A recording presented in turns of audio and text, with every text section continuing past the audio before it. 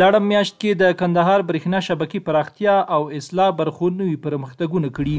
د کندهار برېښنا حوزې ریاست له لوري د روان 1403 لمریز کال تیرې لاړم میاشت کې 273 میټرونه نویو پیرودونکو ته نصب شوي دي.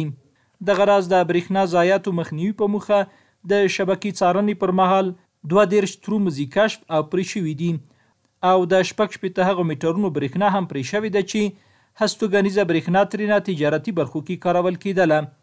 پر دې ټولو سربیره د تخنیکي څارنو پر مهال د 330 عوارضي میټرونو برېښنا د نوي کولو په موخه پرې شوې ده او د 14 انالوګ میټرونو پر ځای ډیجیټل میټرونه نصب او سرغوټ شوي دي. میټرونو کې د خپل سري لاسوهنې مخنیوي په موخه 514 میټرونه سرغوټ شوي او د نږدې 2000 پورې وړو پیرودونکو برېښنا د لګښت پیسو پر وخت تحویلولو ټینګار په موخه پرې شوې ده.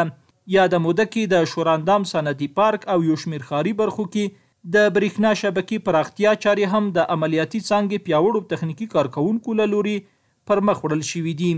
د افغانستان برېښنا شرکت هیواد کې د برېښنا شبکې پراختیا او اصلاح لپاره زرګونه مسلکي کارکوونکي په دندو ګمارلي چې هر ورځ پیرودونکو ته د برېښنا ډاډمنو خدماتو وړاندې کولو په موخه په کار بوخت دي.